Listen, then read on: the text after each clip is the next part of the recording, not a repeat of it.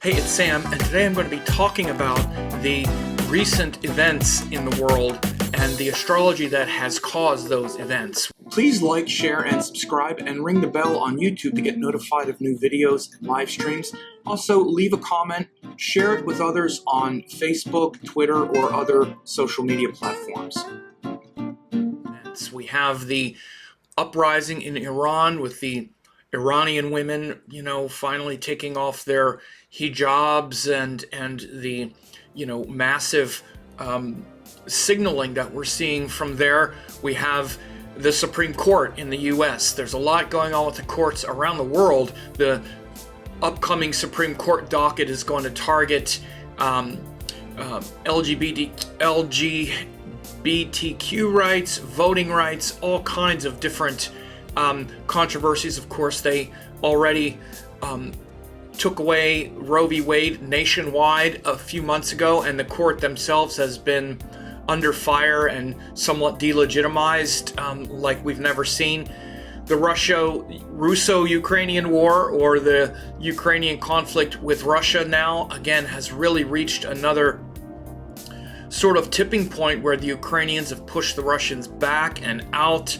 Putin has been, talking about bringing up 300,000 reserves, and that's not gone over well, etc., etc. We also have other big things here, especially in the U.S., around the courts, and I'm sure around the world as well we see this, but the January 6th Sedition trial, Oath Keepers on trial for that. And then, of course, on the other side, you have people saying, even just today, conservative senator saying it wasn't sedition, it was just a protest and all kinds of stuff. But these contentious issues around the courts and what's legal, and not to mention, of course, our previous president's plethora of legal trouble, whether it's his potential, in the January 6th conspiracy, with all the January 6th hearings that we had, then the, Mar-a-Lago documents debacle. He was also what's happening in the New York court system with his businesses. So many legal troubles for him also mounting. So what we should understand and recognize is, as it relates to long-term events, these things have been predicted and stated already many times. I'm doing this separate video though because people ask me, where is this all coming from? It's been said. I said it at different points in the year, but they start to pile up. First of all, Rahu in Aries, Ketu in Libra.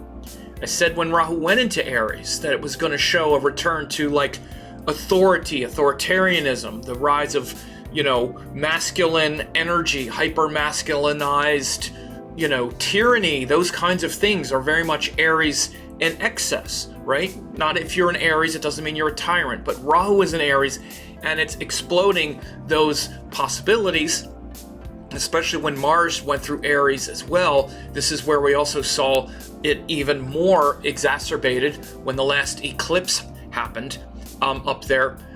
But also Ketu in Libra, where the voices of women and the other side, the ones who aren't oppressing, but the ones who maybe are oppressed, both individually and maybe collectively or whatnot, are being pushed down. But now, as we get closer to this eclipse in Libra, we're seeing the rising of the women in Iran. This is very much shown by the frustration being modeled by this Ketu in Libra, and particularly we have this eclipse right around the corner.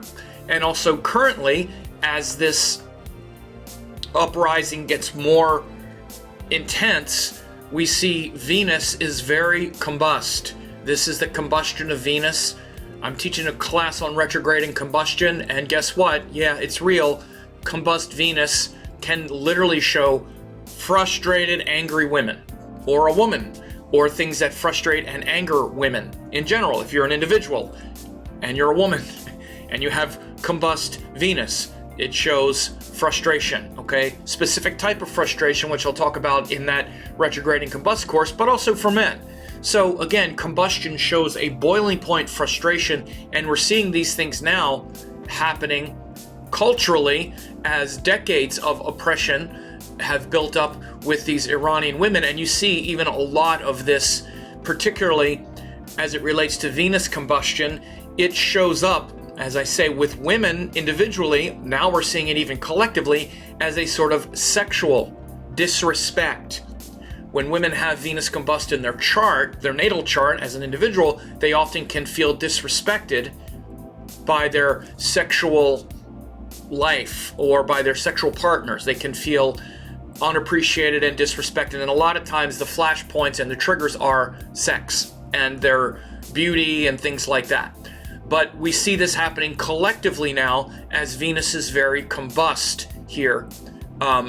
And again, moving toward this eclipse. What are we seeing? We're seeing that the sun is going to be eclipsed. Next time the moon comes around here, we're going to have this solar eclipse in Libra. So we're moving up to that eclipse. This is definitely a clear indicator of this Iranian uprising.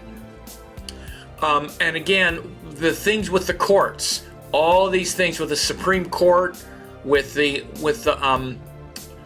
sedition, with Trump's legal trouble, all of this stuff with the courts is being shown with this Jupiter in Pisces, this Jupiter retrograde in Pisces. Again, Jupiter is the planet of legal challenges, legal system, reversals in the legal system. It's also aspected by Saturn. Right now, Jupiter's going to move forward again, and it'll hit that direct aspect with Saturn once Saturn also starts moving forward again. So we're probably going to see some more restrictions, and this current, or this next phase of, or this next session rather, of the Supreme Court is going to see them visit these issues, and it's not going to be good news. These LGBTQ issues, the voting rights, and the stuff that the conservative Supreme Court has been the conservatives in the United States have been wanting to enact for a long time. We're going to see these things happen. Saturn in Capricorn also shows this conservatism, and it's also going to show a backlash against it, which is the boiling point and frustration as the sun gets near Ketu in Libra. Has to do, Libra has to do with things like voting, justice, and the voice of the people. The air signs have to do with those things that are more about individuals. For example, Aquarius, as opposed to Leo, the kingdom. Aquarius is the citizens. Aries is like the dictator, and Libra is the individuals being dictated to, for example. So we've already seen what we saw in the midterm, even in, I believe it was Kansas, where they had a referendum on the ballot to outlaw abortion forever, or to keep it, I don't remember the exact thing, but they voted strongly, like by like 27 points or something, to not outlaw abortion in Kansas, or however it was worded out. It wasn't exactly that, but very conservative state like Kansas. No one saw this coming. With pretty much every race that we've seen, there's been an unexpected, higher than anticipated turnout on the Democratic side. On the liberal side, much of it fueled by taking away the woman's rights to choose. So those sort of backlashes against the overplaying of the Mars and Rahu and the heavy-handed courts is already being seen. So again, Jupiter in Pisces has to do with the courts and the retrograde, making the legal system, the justice system, and all of that an issue. Now, maybe you come down on it the other way and thinking that it's reversing things and making them the way they should be. You're free to have your personal opinion about it. This is an astrology case study where I'm showing the themes and the issues. And yes, I think whether you agree with it or not, in fact, we already know that Roe v. Wade was popular all across the country. Something like 75% of people want women to have the right to choose. By the way, it's never been legal to have third trimester abortions under Roe. You needed exceptions, all of that stuff. When you get informed, you realize that most of the rhetoric justifying doing it is actually not even factual. So I'm not going to get into that. I'm just talking about the astrology of it, although the reason we see such an emphasis on the quartz is because that's Jupiter's domain, and being aspected by Saturn, we also see it. And as we're leading up to this eclipse in Libra, this is why we're seeing so much frustration and whatnot.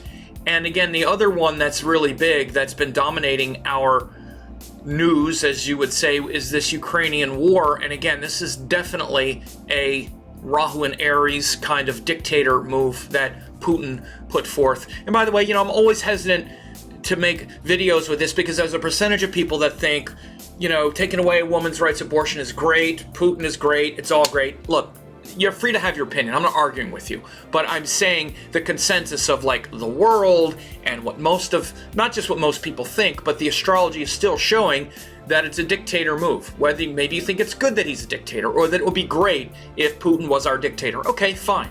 Then that's your view. However, the dictator move, meaning I'm going to take Ukraine because Ukraine is actually a part of Russia anyway, and well, NATO said this 30 years ago, and since then, even though a lot of things have changed, this is justification. If you think all that, then fine. It doesn't change the fact that based on that, Vladimir Putin went in and wanted to take over Ukraine and literally claim it as part of Russia. Okay, so this is again big time Rahu and Aries stuff. And again, we're seeing these corrections. The Ukrainian people hung in there, dug in, and are really reversing the tide. And it's very dangerous now because he's talking about the nuclear escalation or the potential for those kinds of things. And he doesn't have a lot of good options right now. So this is very dangerous and very scary. And again, especially as we're seeing the South Node eclipse energy becoming more prominent, we're seeing this end of events becoming more obvious.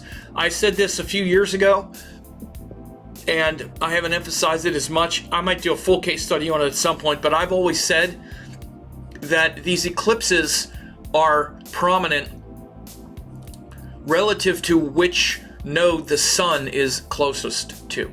So for example, when the sun gets closer to the north node, which means from about 3 signs before to 3 signs after, then the north node is most prominent in the unfolding events. As the sun gets closer to the south node, which has been since about the time that the sun was in Cancer, then the south node becomes more prominent in the pushing of the events. So since the sun was in the south node, which has been closer to the south node, which has been since around August, we've been seeing more of these Libra qualities driving that end of events. As it was closer to the north node when the sun was over here in Aquarius, it was in Capricorn, it was pushing more of the north node part. That would include the Ukraine invasion. That would include those things that were happening like last winter. Those were really setting the stage for a lot of the Rahu and Aries stuff. That includes things like when the January 6th hearing started and all of that stuff. When the sun was in this part, it was closer to the Rahu end of the node. Since it's been in Cancer, Leo, now it's going to be in Virgo, then we're going to get the eclipse in Libra, and then even as the sun is still in Scorpio, Sagittarius, and over here, it's going to be more influenced by the south node and these qualities of Ketu and Libra. So that's why we're seeing so much more of the influence of the Ketu and Libra part now. The Ketu and Libra part is where, for example, again, the Iranian uprising of all the women. I think this is also going to show in the midterm elections in America, where the consequences of taking away Roe v. Wade, which happened when the sun was up here and was very much related to this Jupiter and Pisces, but women are going to be voting, I think, in very large numbers, and we're starting to finally realize the repercussions of what it was to have the last president who came out before he was elected and said, I'm going to elect Supreme Court justices to overturn Roe v. Wade. He said it. Did you hear it? Some of us did and said, is that what you want? Well, realizing that's actually the case, there are going to be large a large voter turnout pushing back against that. But there's also forces aligned against that too. But I have a feeling that this is the way things are cutting now, is the backlash against the Rahu in Aries. Again, we even had the Rahu Mars in Aries eclipse, which is very Aries, dictator, male-driven, masculine oppression of women, whether it's masculine society, etc. And now as Venus is getting toward Libra and this eclipse, we're seeing more of the female end of the spectrum. And now, especially as I'm recording this October 4th, Combust Venus, you're really seeing it play out with the women's protests here in Iran, and I also think this is going to sustain through like midterm elections, where you're going to see even very large numbers of women voting to do what they can to sort of push back against this deprivation of their rights, because it's just starting. That doesn't even include LGBTQ rights. That's also part of K2 and Libra, and sexuality. Understand, Venus is sexuality and wanting to be appreciated, respected, and have the right to live with respect, to be respected for our rights and for the person we are. Sexuality is a part of it, but it's a big part of it, because your gender identity, all of that stuff is under assault now. Now again, maybe you're saying, well, it should be and blah blah, and you have your ideas about it. Fine. My views is that people should have rights, and by the way, that's a far and above a majority view. If that's not your view, fine.Maybe you can still just remember I'm doing an astrological case study and not, flame me over it. But if you want to, go ahead and do that too. But whether you believe it's right or not, LGBTQ rights, gay marriage, women's rights to have an abortion, all of those things are under attack, under assault, since Rahu went into Aries. Make no mistake, it's very clear and very simple. And Jupiter in Pisces is again, it's often a very religious, or even just sort of very much about, well, I don't care if it makes sense, this is what's right kind of thing. Very much about demagoguery and about wanting to do what's right for your own good kind of thing, bypassing and that kind of stuff. So when Jupiter turns direct, maybe we'll see some corrections in certain areas. By the way, I also would say that I would not be surprised if by the time we get to this eclipse, we might actually see an indictment of Trump, especially when Mercury moves into this. It might even be soon. It might be in the middle of October. I wouldn't be surprised, because Mercury in Virgo is going to be aspecting this Jupiter in Pisces. I wouldn't be surprised if, as we get closer to this eclipse, and again, particularly as Mercury is in right around here, Jupiter 7, Mercury 654. Mercury aspecting this Jupiter up here could show maybe not an indictment, but again, Trump is in so much legal trouble. The document scandal is just a quagmire that keeps getting worse. Totally self-created. Anyway, not to get into the specifics of it, but there's so many places where there could be an indictment. And I wouldn't be surprised if it happens. Jupiter's retrograde in his 8th house. He's in Jupiter, I think he's in Jupiter Mercury Dasha. I'm not sure. Anyway, also this this eclipse also isn't a very favorable one for him as well. So I wouldn't be surprised if there was an actual indictment at some point. Maybe even soon, especially with this Mercury being opposed, that Jupiter maybe shock the world with that. But aside from that, these are the main things I would say that show the current events and the astrology that's happening. For a limited time, I'm offering 10 hours of masterclasses, Yoga and Vedic Astrology, Quantum Vedic Astrology, and Spiritual Astrology Masterclass. These are 3 great courses that will really help you a lot. Now, in case you don't know who I am, I taught the Astroved certification course of Dr. Treya Shiva Baba in 2010. Ravi Shankar published my book in 2018.